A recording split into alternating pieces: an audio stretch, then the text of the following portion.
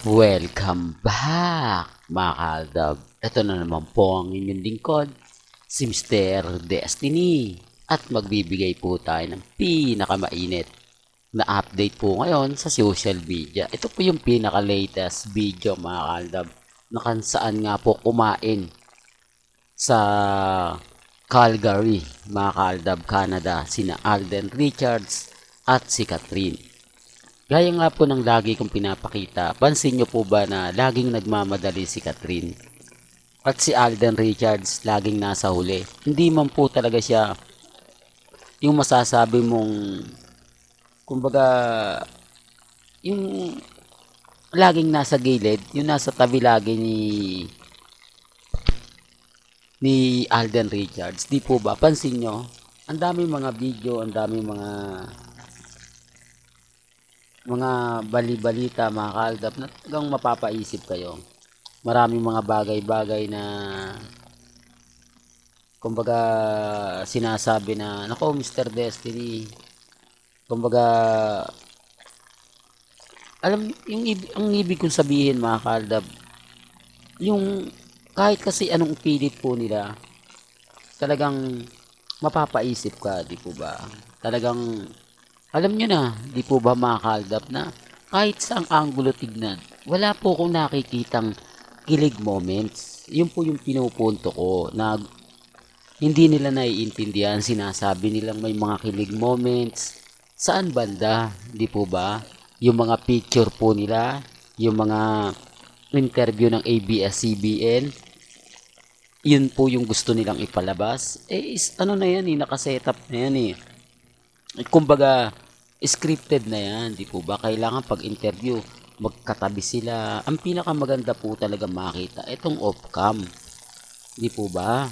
Kaya nga sabi ko sa inyo, mga kaaldab, may mga bagay-bagay na mahirap nga pong ipaliwanag, lalo na nga po kapag cut din pants yung kalaban natin.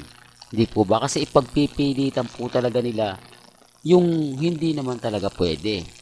Bagamat maraming reaksyon, sa akin normal na lang po yan, mga kaaldab eh. Kaya lang siyempre kapag ka nakaka-encounter tayo na mga cut din, talagang naiinis sila. Tapos ina-update pa natin. Di po ba? O, sa mga Aldab fans, wag po kayong magagalit, magtatampo kung bakit ito pinapakita ah. Gusto ko lang pong ipabatid sa inyo o ipakita kung ano nga po ba talaga ang totoo sa mga naglalabasan. Kasi pa-picture yon. Una sa lahat, kailangan siyempre magkatabi, magkaakbay, o sabihin na natin na holding hands. Picture po yun eh. Ito yung pinaka the best. Hindi po ba off-cam? Oh, walang bodyguard dito si Catherine. Walang kasama. Di po ba? Si Lysam lang, Mama Ten at si Alden Richards yung nasa harap. Pero bakit hindi magawang unahan? Di po ba? Talagang lagi nagmamadali si Catherine. Pansin nyo po ba? Halatang ito gaya nga po na sinabi natin sa mga naguguluhan. May kanya-kanya po silang hotel.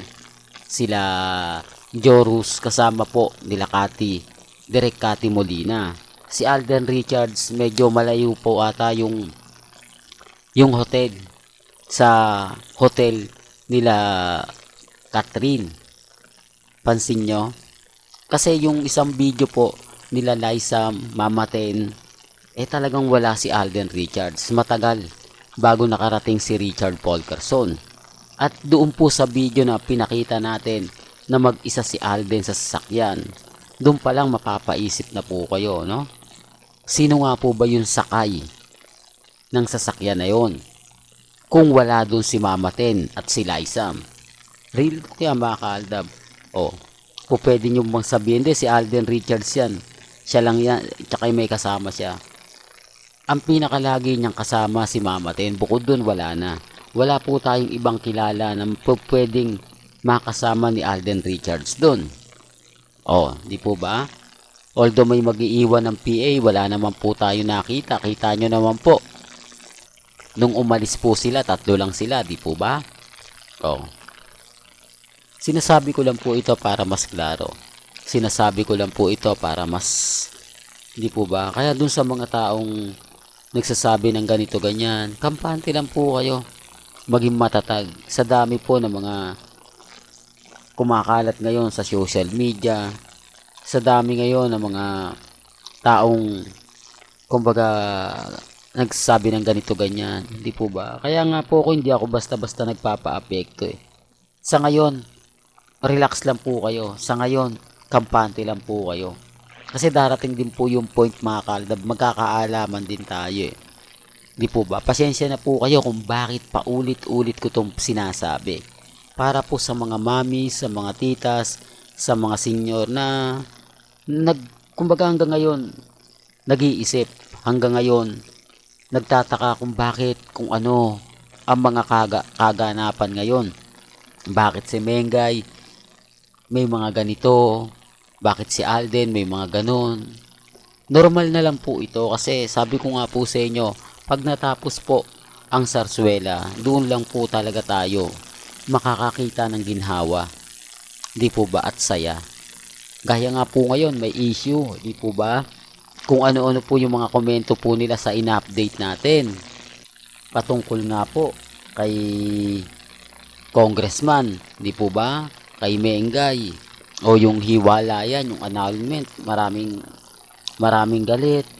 Maraming inis. Sabi ko nga po sa inyo, normal na lang po yan eh. Yung mga sinasabi nila, ang importante lang naman po kasi mga kaaldab, maging updated po kayo. Di po ba? Ano man po yung sabihin ninyo, ano man po yung ipaliwanag nila, okay lang po yan. Kasi ang daming mga update, ang daming mga ganap, na talaga naman pong, kumbaga, magtatanong ka, di po ba, mapapaisip ka kung bakit nga po ba ito pinag-uusapan, pinagpepestahan. Sa akin mga kaldab, kampante lang po ako. Ano man po kalabasan ng mga sinasabi po nila at pahayag, kung mayroon nga po bang hiwalayan, annulment, o may interview kay Ogie Diaz, yan po yung aabangan nyo. Kaya sabi ko nga po, mas maganda kung lagi po kayong updated at siyempre nakatutok po sa channel ni Mr. Destiny. Well, hanggang dito na lang po ang ating latest updates. Kaya kung gusto nyo pa po ng pinaka-latest at sariwang update, abay tumutok lang po kayo dito po sa channel ni Mr. Destiny para updated po kayo sa mga latest at sa mga bagong video po na ilalabas po natin. Maya-maya lang. Kaya kung bago ka lang sa channel na to at isa kang true-blooded Aldab Nation na nagmamahal kina Mengay at Isoy, tama po ang channel na pinuntahan mo, kaya consider na po kitang bagong subscriber. At huwag mong kalimutang i-share ang mga video po natin sa mga mami, sa mga titas at sa mga senior. Hanggang sa muli, salamat po sa panonood at pakikinig.